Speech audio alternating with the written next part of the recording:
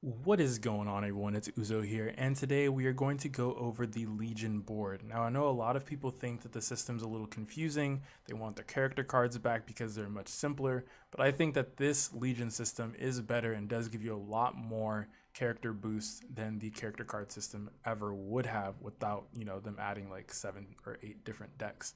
But without any further ado, let's get into it. If you haven't already, in order to begin using Legion, you need to accept the quest in your light bulb. It will not let you open the Manage Legion window without it. I believe it'll actually disconnect you from the game if you don't do the introductory quest.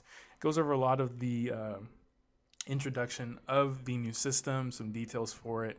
You can read through that and that will give you a bunch of information, and you can also watch this video and even other videos that go over the Maple Legion system as well. And just a side note, Maple Legion was originally called Maple Union in KMS, so you can search for either of those terms and you should be able to find some videos to help you understand the system a little bit better. So in order to open up Maple Legion, you can either set it to a hotkey, which can be found in your keyboard shortcuts right here, which is Manage Legion, or you can open up the menu and go to Manage Legion as well. So once this window is actually open, you're greeted with the characters down in the bottom left, your bonuses in the bottom right, your rank in your top right, and in the top left is the actual board, which is really what a lot of people are going to be caring about in terms of the stat boost you get from it. So the pieces on the board have to be arranged in a certain order. To a certain degree. For the most part, you can place them anywhere you want, but they do have to be touching an existing piece already on the board. So for instance, if I go to assign members and I try to place this card or this piece all the way on this right side of the board, it won't let me. There's nothing over there. There's nothing touching. Think of it kind of like, I don't want to say, the pieces remind me of Tetris, but there's a different game in mind that I'm thinking of that has a similar system to this. But it's evading me at this moment. But if you do want to place pieces down on your Legion board, you can, if you have an empty Legion board, let's just start with that, assume that's the case, you can either drag them from the bottom of the screen where you have your characters, and each of them will give different stats, and they have different shapes depending on their class, depending on what rank they are. You're either like A, S, SS, those sorts. And you can place them on the board, but make sure they're touching another piece by at least one square. Each square on the board has a predefined amount of stat that it gives you depending on the region. So in the center, for instance, we have things like int, magic attack, regular attack, luck, HP, dex. Those are all flat. I believe that magic attack, and the stats int, strength, dex, and luck are all affected by percent boosts that you already have on your character. So those will actually stack with whatever percentages are on your gear, which gives you even more of a benefit when placing them in those areas. You can also rearrange these. So if I wanted this HP to actually be MP, I can actually move that to MP depending on how I arrange my board, and I can always just change this back to HP.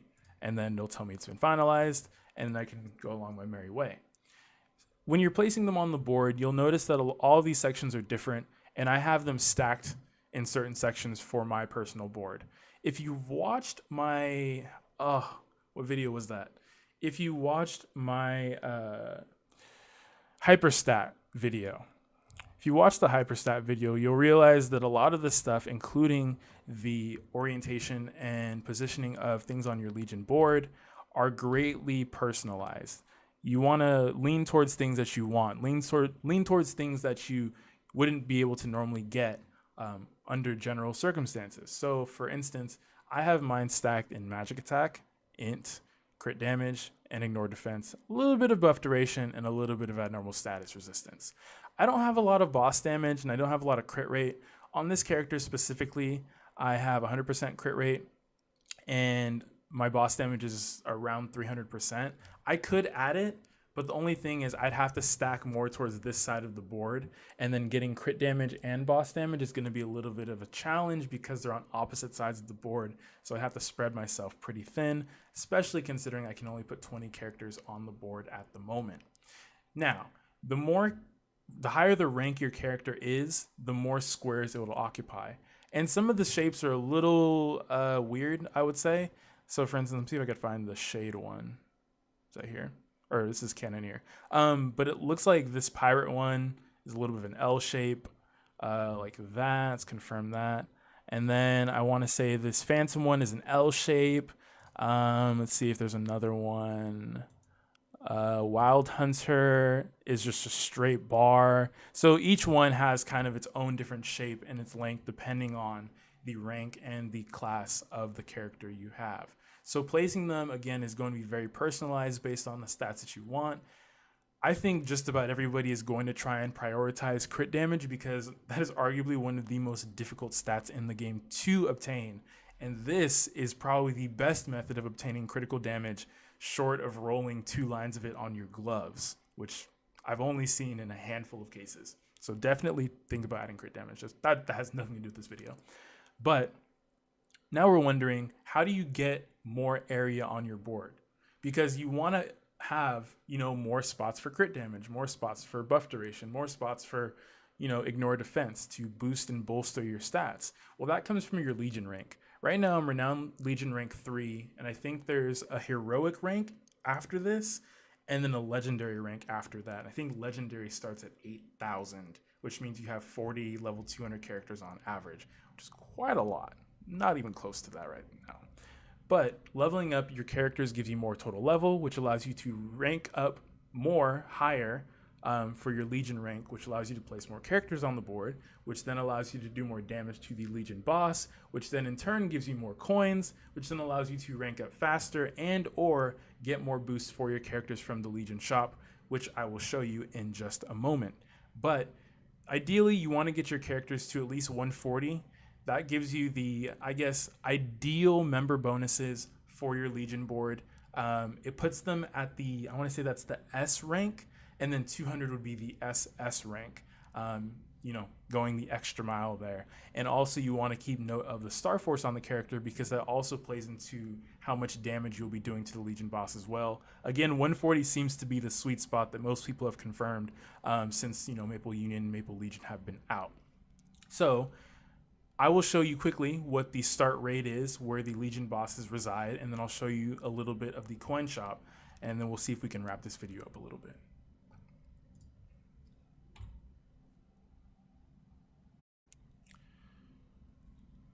So here's an example of the Legion boss, or one of the Legion bosses at least. They have different maps, and they kind of look a little different depending on which one you get to.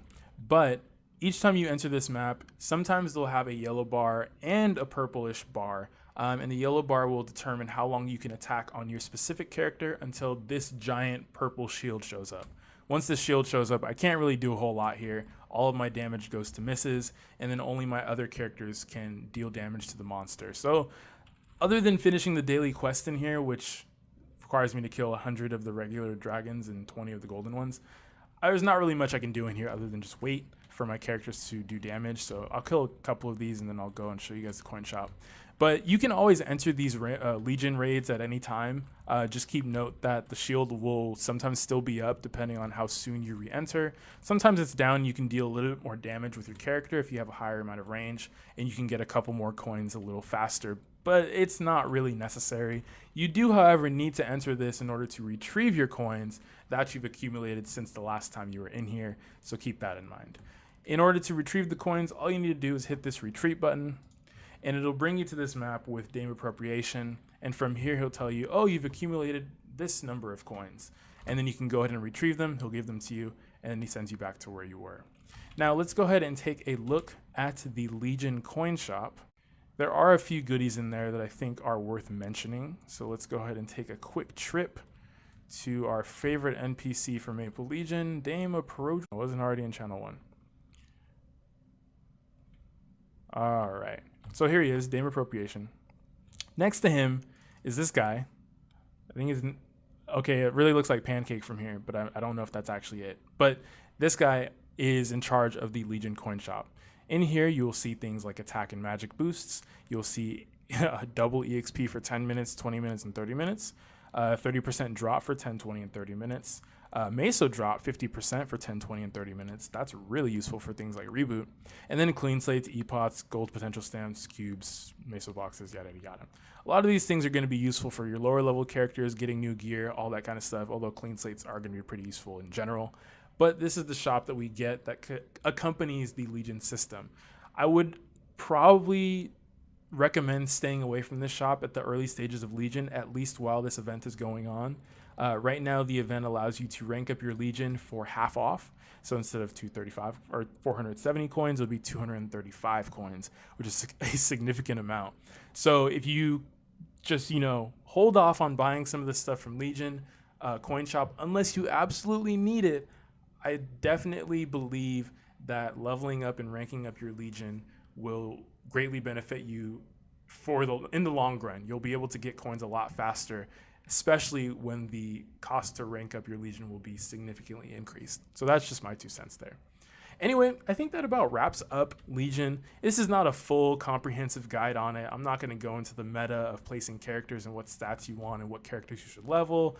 That's probably a longer video meant for another time. There's quite a bit more to go through that involves the Maple Legion system and optimizing it for each and every character, really.